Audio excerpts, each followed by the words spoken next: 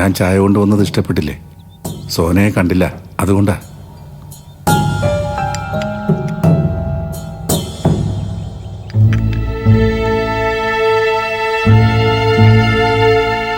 അല്ല, 2 ലക്ഷം രൂപ നഷ്ടപ്പെട്ടിട്ട് പോലും അതിൻ്റെ ഒരു വിഷമമൊന്നും കാണുന്നില്ലല്ലോ. ഞങ്ങൾ പോലീസിൽ പരാതി കൊടുക്കാൻ പോവാ. അയ്യോ, അതൊന്നും വേണ്ട. ആ ബാഗിൽ 2 ലക്ഷം ഉണ്ടായിരുന്നില്ല.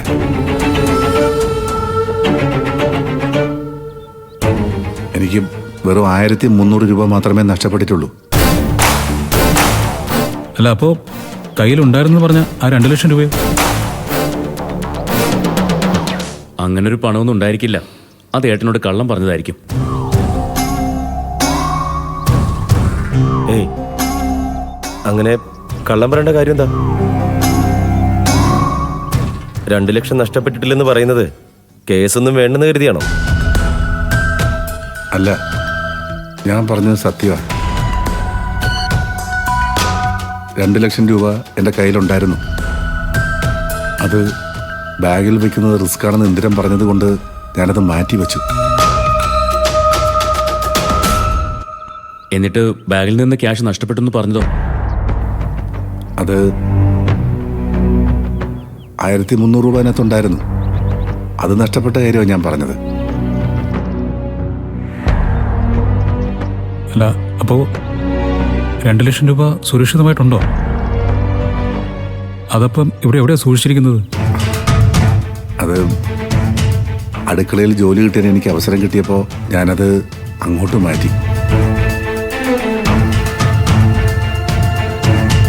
ഇപ്പോഴും എൻ്റെ 2 ലക്ഷം രൂപ അടുക്കളയിലെ അരിപ്പാത്രത്തിലുണ്ട്.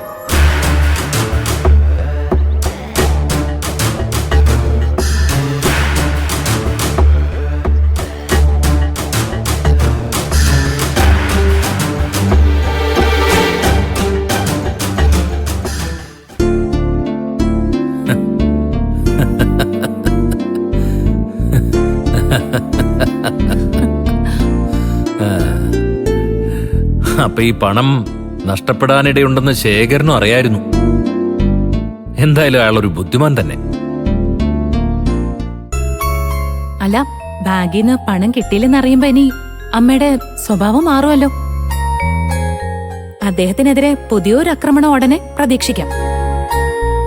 അതിലൊന്നും ആ മനുഷ്യന് ഒരു ടെൻഷനും ഇല്ല. ഇനി എന്ത് വന്നാലും നേരിടാന്നുള്ള തീരുമാനത്തിലാണെന്നാ എനിക്ക് തോന്നുന്നത്. 10-12 കൊല്ലം സുശീലയോടൊപ്പം ജീവിച്ചവനല്ലേ ശേഖരൻ. അവൾക്ക് മുമ്പിൽ പിടിച്ചു നിൽക്കാനുള്ള തന്റെ ഇടം അവനില്ലാതിരിക്കോ ഇന്ദിര? ഇത് പിടിച്ചു നിൽക്കലും ചെറുത്തു നിൽക്കലൊന്നും അല്ലല്ലോ ഭാനുമേ. സുശീലയുടെ മുമ്പിൽ എല്ലാം സഹിച്ചും ക്ഷമിച്ചും നിൽക്കുകയല്ലേ ശേഖരൻ. അത് കാണുമ്പോഴല്ലേ നമുക്കൊക്കെ വിഷമം തോന്നുന്നത്. അതെ, ഇനി പണം കിട്ടാത്തതിന്റെ ദേഷ്യം അമ്മ ഇനി അങ്ങോട്ട് കാട്ടാൻ തുടങ്ങിയാൽ ചിലപ്പോ മറ്റാരും അറിയാതെ അദ്ദേഹം ആ പണം എടുത്ത് അമ്മയ്ക്ക് കൊടുക്കാനും മതി. ശരിയാ, അമ്മയുടെ ദയ അനുകമ്പയും പിടിച്ചു പറ്റി അവിടെ നിലനിൽക്കാന്നൊക്കെ ആയിരിക്കും ചിന്തിക്കുന്നത്. പക്ഷേ വെറും 2 ലക്ഷം കൈ വെച്ചോണ്ടൊന്നും അമ്മയുടെ പ്രീതി പിടിച്ചു പറ്റാൻ പറ്റില്ലല്ലോ. അതിനൊരു മിനിമം ഒരു 20 കോടിയെങ്കിലും വേണ്ടിവരും.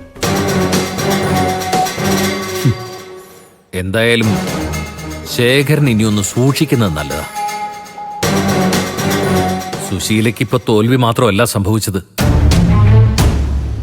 അവൾ എല്ലാവരുടെയും മുമ്പിൽ വിഡ്ഢിയാവുകയും കൂടി ചെയ്തത്.